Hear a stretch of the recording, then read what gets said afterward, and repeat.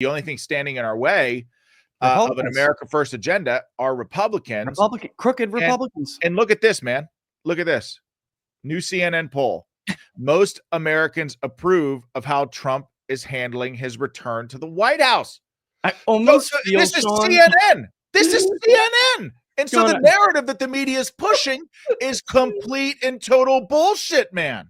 And it's been like this since he started the transition. Nobody's afraid of Pete Hegseth. People like so true. Tulsi Gabbard. The only ones who don't like Tulsi Gabbard are the internationalist and corporatist Democrats who smeared her erroneously as a Russian agent because she didn't buy their bullshit. You know, and she would, not only because she didn't buy it, a lot of people don't buy it. They don't actually believe it. She would not agree to push their bullshit. There's a difference. There's a difference.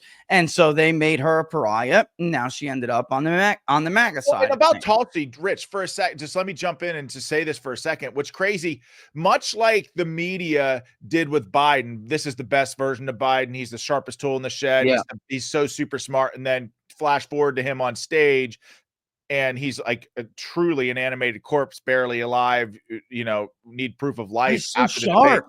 He's the sharpest I've ever seen him. So you've got that right there in front of the American people. But likewise for Tulsi Gabbard, maybe to a lesser extent, but when she was running for president and she was a Democrat, every left-wing media outlet referred to her as a rising star. She's the future of the party. It's unfortunate that Democrats excluded her from this presidential debate. She should be up there. So if you are a Democrat or an independent and you're seeing that, and now all of a sudden it's Tulsi Gabbard's a Russian agent. Yeah, I'm sorry. It's not, they just create these narratives. I think the American people see it, man.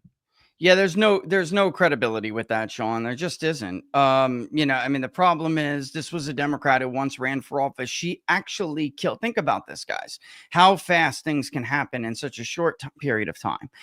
She actually bodied Kamala Harris, who was running for the Democratic nomination in 2020. She ended her. So many Democrats agreed with Tulsi that she ended Kamala Harris's campaign. Ended it.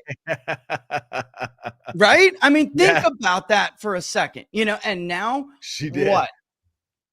5 years, 4 years later.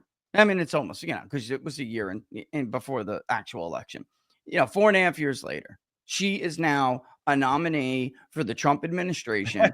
And they're pretending like she's you know, she's like, she's got the bubonic plague and you got to run away from her.